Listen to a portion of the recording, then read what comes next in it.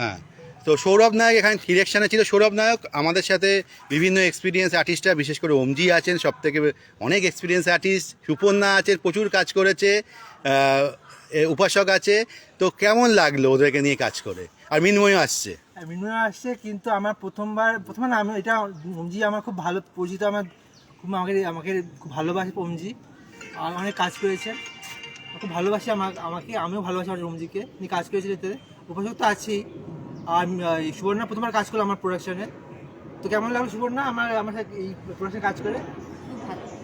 আর গল্পটা কেমন লাগলো? গল্পটা সত্যি ভালো, যেহেতু ওর রবীন্দ্রনাথের জন্মদিন আসছে, ভালো সেই উপলক্ষে খুব সাথে ভালো রিলিজ করবে। ओमजी कैसा लगा काम करके? कैसा लगा काम करके? जैसा हमेशा लगता है।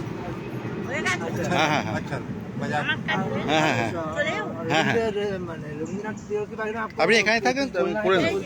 ঠিক আছে, ঠিক আছে, আমি যাবো, আমি করে নেব। मेरा जैसा छोटा अस्तित्व क्या बोलेगा। হ্যাঁ হ্যাঁ गुरु আচ্ছা হ্যাঁ হ্যাঁ हम सबके गुरु जिन्होंने राष्ट्रगान लिखा था।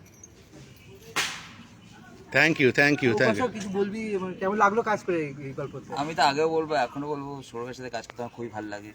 একটু সৌরভ একটু স্ক্রিপ্টিংটা যদি করে দিতে ভালো হতো, ডায়লগ না হলে সবই ঠিক আছে। সৌরভ সবই বলেছে, সুপর্ণাও বলে সবাই বলে দিয়েছে। সৌরভের সাথে কাজ করতে আমার ভীষণই ভালো লাগে। আমি অন্যরকমের কাজ করতে ট্রাই করলাম, এটা